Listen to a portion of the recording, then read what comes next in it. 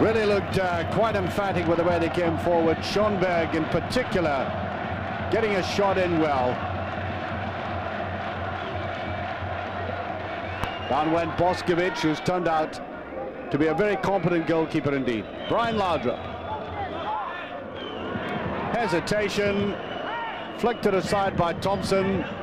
That's better play. Could this be put away? It is, most emphatically by Alan Nielsen.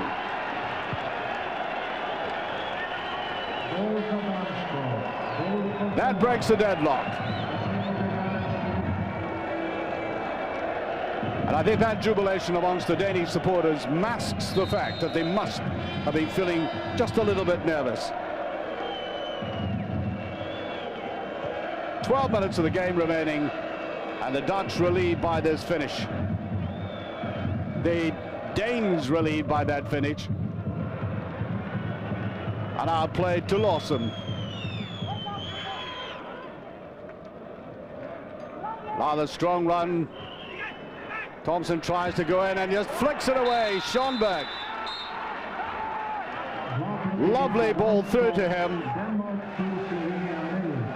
Kept his head down and then flicked it with the outside of the foot. Well, almost a wrestling match, and perhaps the referee was being a little bit kind originally to Slovenia, and the Danes at last, not too confidently, 2-0. There we are, the results so far from that section. 100% for the Greeks at the moment, and Denmark still with awkward. Hungary in the red shirts here, trying to get back to the days of glory, which I'm sure many remember, as Hungarian football was at its best in the 60s, 50s and 60s, and since then it has deteriorated. And here against Finland, coached by Richard Moller Nielsen, the man who helped Denmark win the European Championship. They're against at least a formidable defensive setup. But the Hungarians playing some attractive football, a little bit of a slip. The goalkeeper makes a mistake, and so does the defender, Naimanen. He and the goalkeeper really messing it up between them. And all credit to Orosz for coming in there to take advantage. This is Naimanen's mistake. And I think that shows total and absolute inexperience. And lack of understanding. They almost knocked each other out. Well, the Hungarian coach not looking too happy, and I think just a little bit nervous as Finland come back towards the end of the game. They've had so much of the game, only one goal in the score sheet, and only themselves to blame. I think the coach on the sideline is suffering the real jitters, waiting for this final whistle. Räisänen with it. Lindberg. And Safar in goal on a surface in which the ball is skidding perilously. Looking good and solid. Eventually the win, 1-0. Good start by Norway against Azerbaijan, and look at that result. That shows you how good the Norwegian result is. The one that comes next. Big surprise, Switzerland losing. Finland, of course, we just saw. And as the ball comes across, it's swept away there from the shot by Riakos. A dangerous ball, and somehow or other Latvia seem to be improving as the game goes on. Trying to pick up defensive errors, and a very good shot by Rinkus.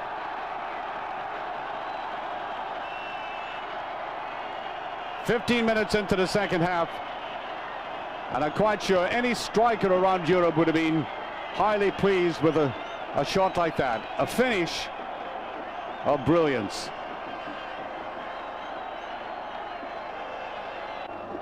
Well, the crowd know that the Swedes, of course, a highly polished side, much more professional in many ways, but now having been heartened by a glorious goal and the possibility of a fight back at 2-1.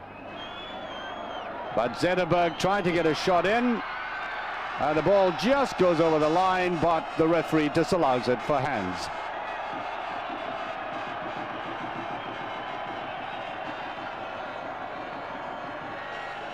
Well, Latvia came on to a much stronger game, but was it due to their improvement, or the Swedes just becoming a bit more casual, realizing they had, or assuming they had this game won?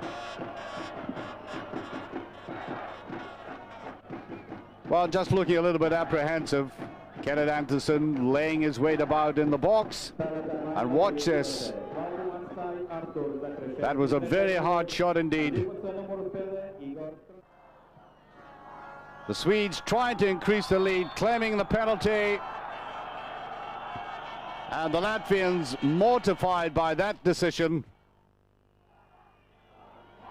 They've always been bothered by Kenneth Anderson, and indeed, Stepan Afso giving that away.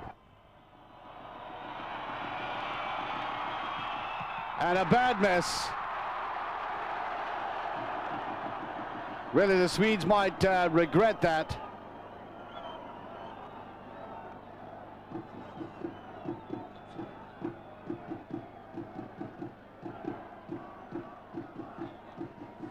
The final score, 2-1.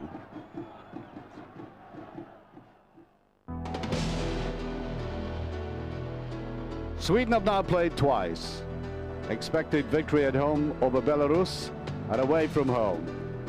So at least they have 6 points in the bank.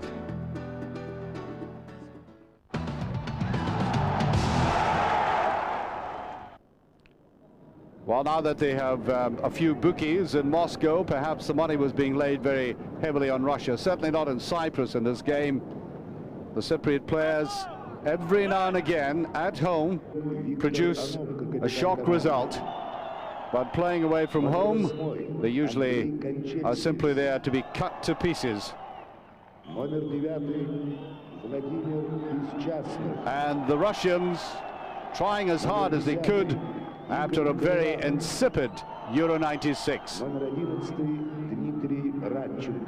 They had an excellent game to start off with against Italy, but apart from that, they went into the later stages of the competition looking as if they had run out of ideas. And the great Yuri Nikiforov, with one of the hardest strikes in world football, and the goalkeeper Petridis did very well to get any touch. This is the man whom Pele watched as a young boy and said he would turn out to be one of the world's greatest strikers. Well, what happened since then is that in Russian teams he was pulled back to play sweeper, and just every now and again they would push him up front, and when they do, of course, he scores goals. So he's turned out to be a quite superb sweeper, with the ability, as we saw in the Champions League, to score glorious goals, as he did twice against Nantes.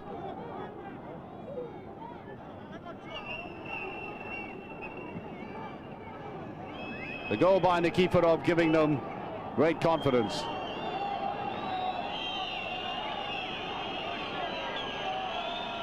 That was Onopko, very familiar figure, and in Spanish football with Oviedo, and a glorious finish. Kolivanov, the slow build-up in midfield, that build-up which I think deceived the defense, and Kolivanov finishes with great assurance. 2-0. Nikiforov comes forward. Look at the outside of the foot pass. He's got wonderful vision. Now playing his football in Perugia. The break here by Ianu. And a mistake by Nikiforov that time. Played inside by Gogic. And Stanislav Cherkosov in goal. Hasn't really been tested all that much. Not as much as he is in the Austrian league when he's playing for Tyrol. Во втором матче голы забили Дмитриев с Иоанном, также входящий в сборную Кипра, 2. I would love to be able to translate that sonorous voice for you. Perhaps asking the crowd to be a little bit more enthusiastic for this performance. Ball stroked forward again this time to Radchenko and to Tikhonov, who's brought down there, and that's got to be a free kick.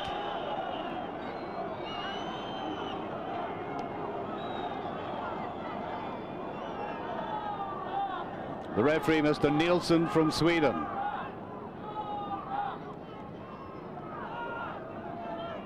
Russians playing in the normal mechanical way. Nikiforov comes up again and drives it in. He really is a majestic striker of the ball. I'm willing to bet there is somebody out there who would disagree with me, but I believe he's rated as the hardest striker of a ball in European football. Blasting it away, and with great judgment. 3-0.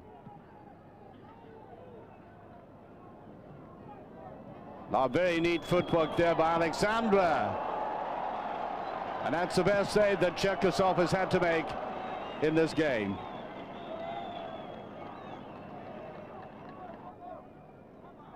Sending the two Russian defenders the wrong way, and he just didn't get enough curl in it.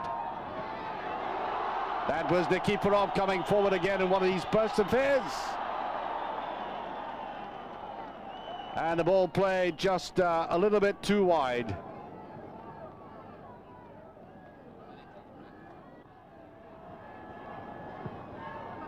Ternavsky forward. Golivanov tried to get that inside. And they're just putting the ball anywhere, the Cypriots. And there's Beschasny. His last effort, you saw, just went wide. Another player who's going from Werder Bremen to Real Santander very shortly gets Russia's fourth goal. Perhaps not a handsome performance, but a very comfortable scoreline.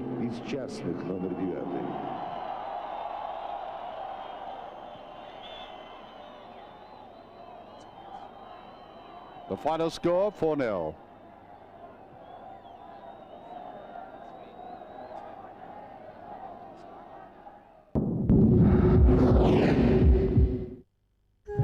Towards the end of Euro 96, a maturing side, still to learn a lot about the ways of hard, gritty European football. And there, a rather naive challenge to start off with by the goalkeeper Rafi Cohen. I think that little instance gives you an idea of what I was talking about. Maturing, but not mature enough yet, at least in some people's eyes.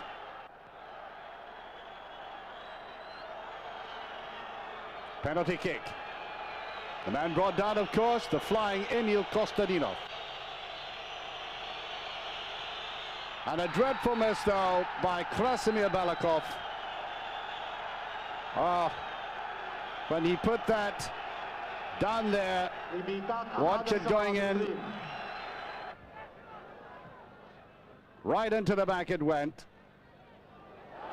Balakov had missed several chances before that, making amends from the penalty spot. Just before the penalty had been scored, a dreadful miss by him, and then up he came to put that in.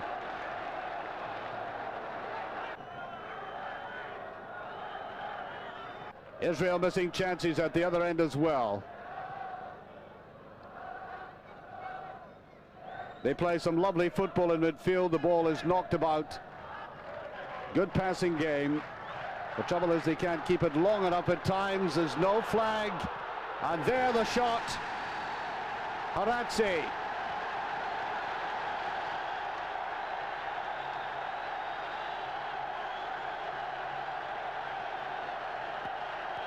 And after that, Balakov penalty kick. The Israeli team came back onto a very strong game indeed. And half an hour after that, the equalizer by Haradze. Ronan Haradze.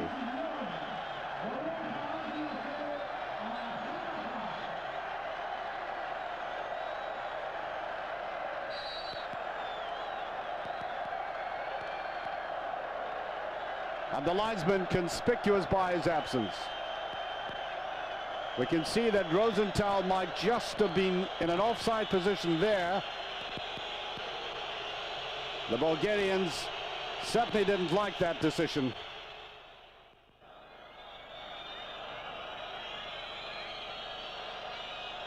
But they're back in business. Lachkov, Kostadinov, Balakov. And just squeezed past. Coming in from the outside, Georgi Donkov. There's Lachkov's square pass.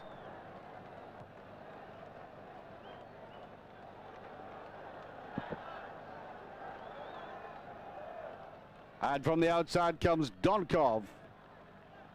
Touched away by Halfon. Bulgaria seeing much more of the ball now. And Kostadinov with that wonderful effort.